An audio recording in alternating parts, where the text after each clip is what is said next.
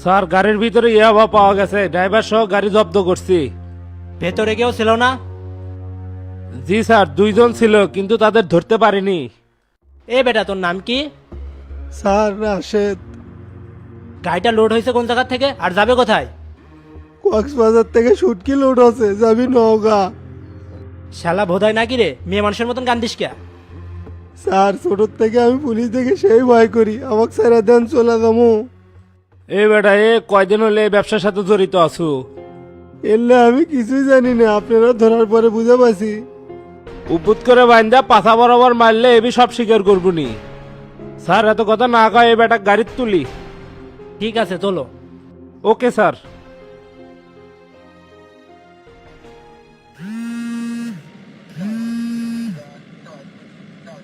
ক্যারে সম্রাট, খবর কি?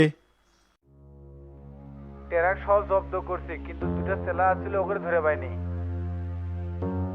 মাল যাতে সারা না পায় সেই ব্যবস্থা করিস, আর এলে কেরা করিচ্ছে সবই তো জানিস, তারপর তো নাটক করিস যুগা। ঘ্যাট করে যায় আর ধরে এলে চলে আয়। আইন নিজের গতিতে চলে, প্রমাণ ছাড়া তো অ্যারেস্ট করা যাবে না। তুইও জানিস, আমিও জানি, হাজি সিদ্দিকি এই কাম করছে। ড্রাইভারের যখন অ্যারেস্ট করছি তখন ওর মুখ থেকে সত্যি কথা বের করেই ছাড়বো। আর মাল তো ফেরত দেবই না, আর নেক্সট টাইম ও চালান আসাই বন্ধ।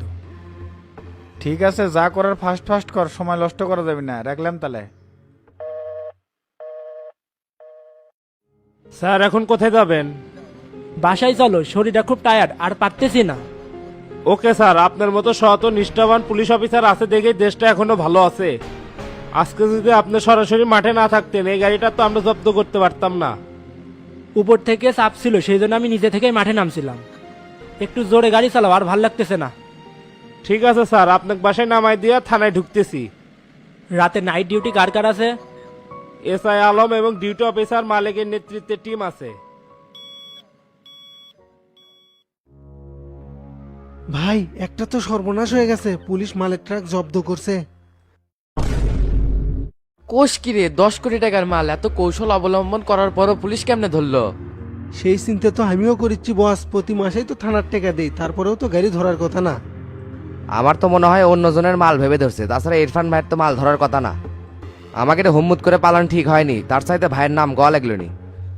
বোঝে না কিছু, গোটা কয় লিছু, ওটি যদি নাম করলাম নি তাহলে ভাইয়ের মান সম্মান কি থাকলো নি? আর একবার যদি কাস্টরি করে আগের সব মামলা চালু হয়ে যাবি, 20 বছরও বাড়াবার পাবো না। এত চিন্তা করলে হবি রে, বিপদ আপদ আসতে পারে, কিন্তু আমি পলানো পছন্দ করি না। পুলিশ ধরবি তে কি হচ্ছে, ভাই সারাবি, 2 নাম্বার কাজে একটু রিস্ক না নিলে হবি।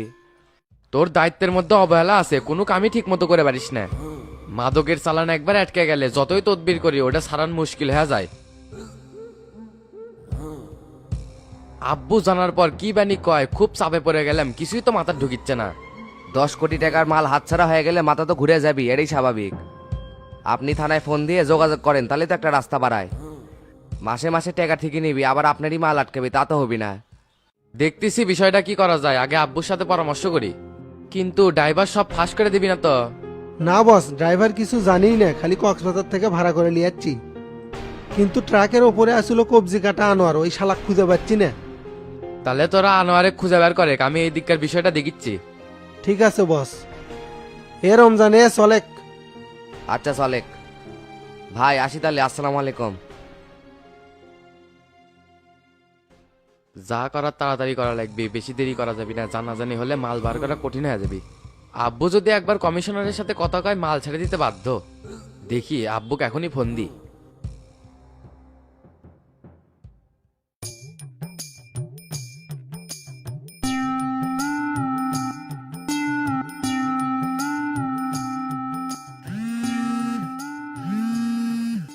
আব্বু কোথায় তুমি?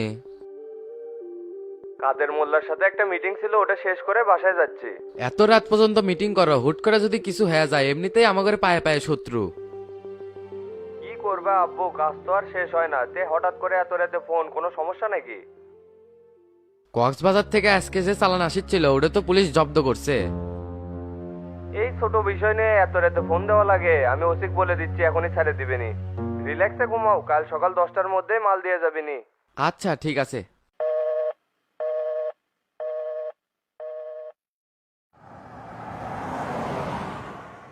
কে রে, এত বড় শহরে আনোয়ারে কি খুঁজে পাওয়া যাবে, অত নাম্বারও বন্ধ। একে একে সব আস্তানে তো দেখলাম, কোনো জায়গাতেই তো নাই। সব বাড়ি যায়, ভাল লাগিচ্ছে না। চিনতে করিচ্ছি এত সতর্ক হয়ে কাজ করার পরেও পুলিশ কেমনে জানলো, মাথায় তো খেলিচ্ছে না। তোর এই ছোট মাথাতে এত কিছু ঢুকবি না, পুলিশের অনেক বড় নেটওয়ার্ক। আজে বাজে চিন্তা করে সময় নষ্ট করে লাভ নাই, আমাদের কাজ তো আমরা করিচ্ছি। আরে সিদ্দিক ভাইয়ের থানাত হটলাইন একবার ফোন দিলে পর পর করে সব মাল দিয়ে দেবি নি। তুই এক কাজ কর, আমার ফোনে রফিক নামের এক দারোগার নাম্বার আছে, অক কল দে, থানার কি অবস্থা শুনি। শালাক মাসে লাখ টাকা দেই, তারপরেও পুলিশই ঝামেলা হবে কৃষক। শামসু ভাইকে এই সোর্সের নামটা জানে দেওয়া লাগবে। ঠিক আছে, তুই বাড়ি বিলে চলে, আমি রফিক ভাই কল লাগাচ্ছি।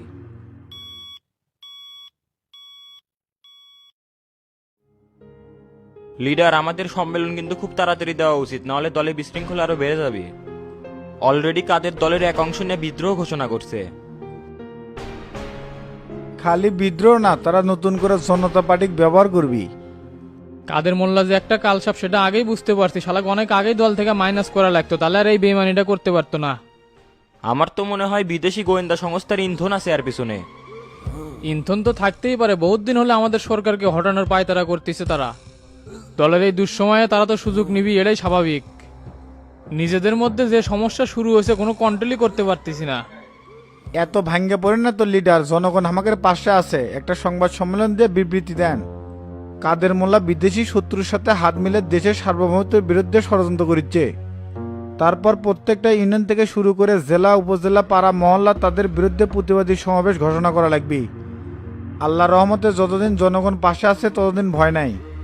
নিজের হাতে সুদন খাওয়ার জন্য কাদের মোল্লা এই বিদ্রোহটা ঘোষণা করছে। গুড আইডিয়া শামসু, এতে করে দলের মধ্যে যে বিশৃঙ্খলা সৃষ্টি হয়েছে সেটা হটানো যাবে। আর কাদের যে দেশের বিরুদ্ধে ষড়যন্ত্র করতেছে সেটা জনগণের মধ্যে প্রকাশ হয়ে যাবে, বিশ্বাসও করবি। এই কাজটা করতে পারলে কাদের যাদেরকে গ্রুপে টানছে না অটোমেটিকলি তারাও সরে আসবি। আর যারা যারা থাকবি দেশদ্রোহী হিসাবে ঘোষণা করে গ্রেপ্তার করলেই কামটা একবারে টাইট হয়ে যাবে। গুড, তোমাদের দুইজনের পরিকল্পনায় সঠিক, এই মোতাবেকই আমাদের এগোতে হবে। লিডার, ক্ষমতার বৈদেশিক সহযোগিতা সব আমাদের হাতে, এগুলো কাজে লাগাতে হবে। সৈন্যর পিছে পাওয়ার বসে রাখলে হবি না, রাজনীতি হলো দাবার খেলা। এমন খেলা খেলা লাগবে ঘোড়ার মতো, যাতে সব দিকেই খেতে পারে। শেখ সেলিম, তুমি তৃণমূল পর্যায়ে সকল নেতা কর্মীর সাথে যোগাযোগ করো, সবাইকে অবগত করে রাখো, সংবাদ সম্মেলনের পর থেকেই যেন প্রতিহত করে। ঠিক আছে লিডার, পরিকল্পনা মোতাবেকই কাজ হবে। 2 নাম্বারই করে গদি নেওয়ার কোনো সুযোগ নাই, ওই আশা গুলে খেতে হবে। তে শামসু, চলো ওটা হোক। আচ্ছা ভাই চলেন। লিডার উঠলাম তাহলে, আসসালামু আলাইকুম। ওয়ালাইকুম আসসালাম।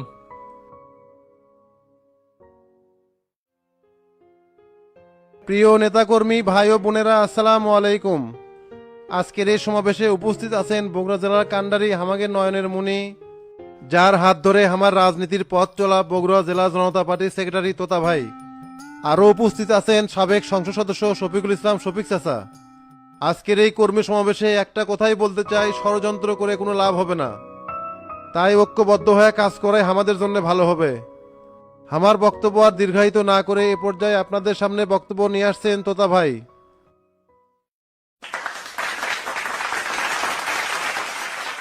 আসসালামু আলাইকুম। 9 নম্বর ওয়ার্ডের সকল নেতাকর্মী ভাইয়েরা কেমন আছেন? আলহামদুলিল্লাহ ভালো আছি, আপনি কেমন আছেন? আজকের এই কর্মী সমাবেশে জেলার সভাপতি উপস্থিত হতে পারে নাই, তিনি খুব অসুস্থ। দলের ক্রান্তিময় সময় আমরা পার করতেছি, এই সময় আমাদের এক হয়ে কাজ করতে হবে। কিন্তু অনেক নেতাকর্মী আমার পেছনে লাগছে, কিভাবে সাধারণ সম্পাদক পদ থেকে আমাকে সরানো যায়। যাই হোক, মূল কথাতে আসি। আজকের এই জনসভার উদ্দেশ্য হচ্ছে আগামী কিছুদিনের মধ্যে স্থানীয় নির্বাচন। এই নির্বাচনে যোগ্য ব্যক্তিকে ভোট দিয়ে আপনাদের জয়যুক্ত করতে হবে। 9 নম্বর ওয়ার্ডের মেম্বার প্রার্থী হিসেবে আশরাফুল আলম ডনকে আমি সিলেক্ট করলাম। আপনাদের উৎসাহ আমাকে মুগ্ধ করেছে। ডন যদি প্রতিনিধি হতে পারে আপনাদের বিপদে আপদে পাশে থাকবে, আর আমি তো আছেই। বিগত দিনে যারা দায়িত্ব পালন করে গেছে তারা কোনো কাজ করে নাই, নিজের পকেট ভরাছে। আল্লাহর রহমতে আমার যা আছে আলহামদুলিল্লাহ, পাওয়ার কোনো আশা নাই, এখন শুধু মানুষের সেবা করতে চাই। দয়া করে আপনারা আমাদের পাশে থাকবেন, আর একটা মানুষ 5টা করে হলেও ভোট সংগ্রহ করবেন, তাহলেই ইনশাল্লাহ আমাদের বিজয় ঠেকায় কে। যাই হোক, কথা আর দীর্ঘায়িত করতে চাই না, এরপরে আরও অনেকেই কথা বলবেন। দয়া করে আপনাদের কাছে রিকোয়েস্ট, মূল্যবান ভোটটা আমাদের দিবেন, আর এর প্রতিদান আপনারা পাবেন। সবাই সুস্থ থাকবেন, ভালো থাকবেন। আসসালামু আলাইকুম।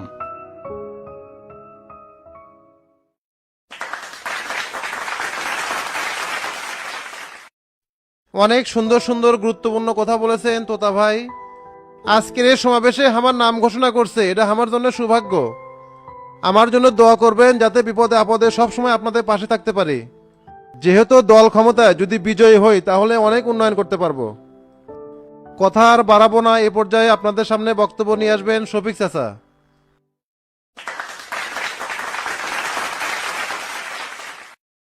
প্রিয় এলাকাবাসী, আসসালামু আলাইকুম। আজকের এই সমাবেশে মেম্বার ক্যান্ডিডেট হিসেবে তোতা ডনের নাম ঘোষণা করছে, আর আমি চেয়ারম্যান প্রার্থী হিসেবে বাটুলকে সমর্থন করলাম। আপনারা সবাই আমাদের পাশে থেকে সহযোগিতা করবেন, কারণ আপনাদের একটা একটা ভোটই আমরা বিজয় লাভ করব। আর এরপরই এমপি ইলেকশন, আপনারা সবাই আমার জন্য দোয়া করবেন। ইনশাল্লাহ আমিও এমপি ক্যান্ডিডেট হব। সবার সহযোগিতা আশা করি। কারো প্রয়োজন হলে অবশ্যই আমার সাথে দেখা করবেন। আগেও ছিলাম, এখনও আছি। আজকের মতো সংক্ষিপ্ত আলোচনা এখানেই শেষ করলাম। সবাই ভালো থাকবেন, সুস্থ থাকবেন। আসসালামু আলাইকুম।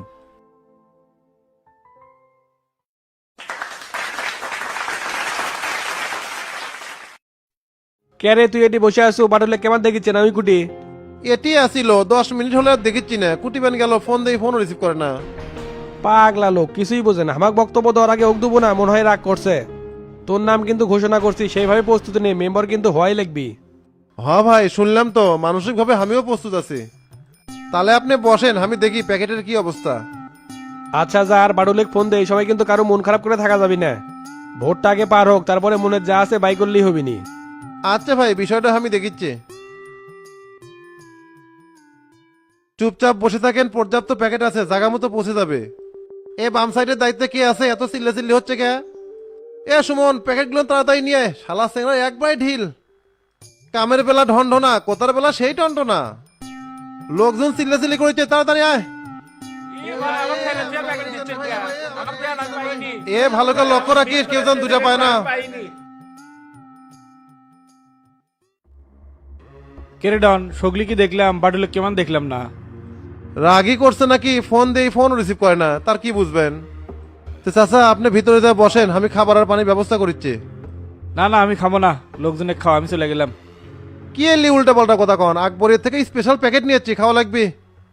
না রে, আমার পেটের সমস্যা, খাওয়া দাওয়া এখন করবো না, চলে যাবো। তো তার সাথে তো দেখা হলো না, অক করছে যে চাচা চলে গেছে। ঠিক আছে, কমুনি।